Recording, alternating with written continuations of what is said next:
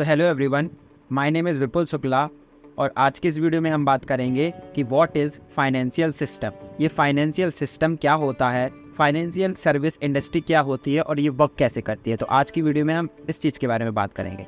देखो, financial system होता है जब आपका पैसा जो है वो इन्वेस्ट होने जाता है और इस प्रोसेस को हम पूरे को फाइनेंशियल सिस्टम बोलते हैं। मैंने इजी लैंग्वेज में समझा दिया। अब हम ना एग्जांपल के साथ समझते हैं।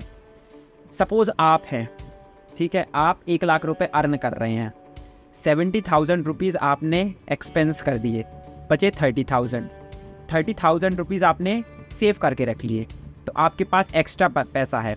और दूसरी साइड है कोई एक्स बंदा और वो बिजनेस करना चाहता है, ठीक है, लेकिन उसके पास पैसा नहीं है। उसके पास आइडिया है, वो काम करने के लिए रेडी है, बस उसके पास पैसा नहीं है। उसको समझो 20,000 रुपये या 30,000 रुपये चाहिए बिजनेस करने के लिए।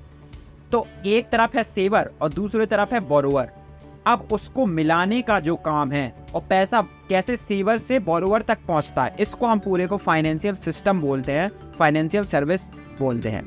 एक तो रास्ता ये है कि पहले तो वो जो बोरोवर है, जो एक्स आदमी है जिसको बिजनेस करना है, वो ढूंढे हुए आदमी को भाई किसको पैसा डालना है, किसको पैसा डालना है। तो ये जो प्रोसेस होती है ना, ये इस प्रोसेस से बहुत ज़्यादा लंबा और बहुत ज़्यादा लेंदी होती है। तो इसको ईजी बनाने के लिए हमारे बैंक्स का काम होता है, हमारे आरबीआई का काम होता है, हमारे फाइनेंशियल मार्केट, शेयर मार्केट का बहुत बड़ा हाथ होता है, फाइनेंशियल इंस्टीट्यूशन का बहुत बड़ा हाथ होता है इस चीज़ को ईजी करने के लिए।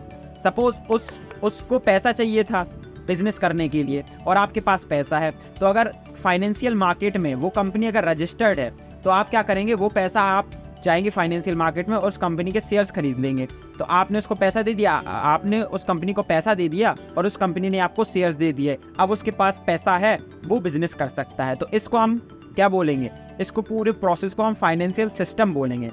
अब होता है इसमें ना बहुत सारे टर्मिनोलॉजी आते हैं, लाइक कमर्शियल बैंक आता है। देखो, कमर्शियल बैंक का जो रोल होता है फाइनेंशियल मार्केट में, वो सीधा सीधा होता है कि आपका जो पैसा है वो आपने कहाँ डिपॉजिट कर दिया, बैंक में डिपॉजिट कर दिया, ठीक है। तो आपको उसमें क्या मिल रहा है, इंटरेस्ट मिल रहा है। लेकिन अब बैंक क्या करेगा, वो पैसा वहाँ रखा नहीं होगा, वो पैसा मार्केट में इन्वेस्ट कर देगा, किसी को लोन दे देगा या किसी के कंपनी में शेयर्स खरीद लेगा।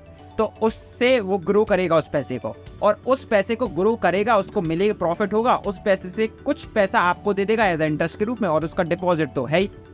तो इस तरीके से कमर्शियल बैंक पैसा कमाता है और जो प्रोसेस है वो सारी प्रोसेस ईजी हो गई। इसी तरीके से फाइनेंशियल इंस्टीट्यूशन भी कैसे काम करते हैं। फाइनेंशियल इंस्टीट्यूशन लाइक LIC, बड़ी बड़ी जो इंस्टीट्यूशन, इंश्योरेंस कंपनी होती है, उनके पास पैसा कहाँ से आता है, उनके पास पैसा आता है प्रीमियम से।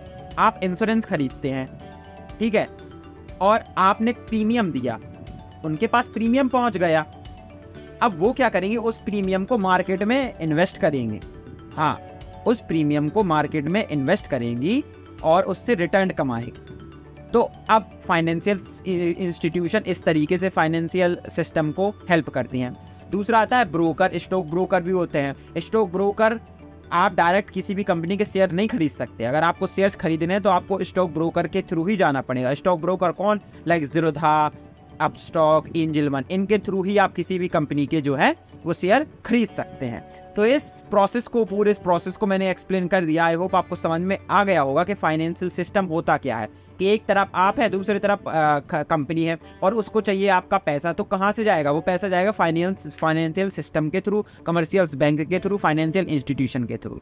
तो इसको हम फाइनेंशियल सिस्टम बोलते हैं। दूसरा इसका नाम फाइनेंशियल सर्विस इंडस्ट्री भी है, ठीक है। तो इस वीडियो को अब हम यहीं ख़त्म करते हैं।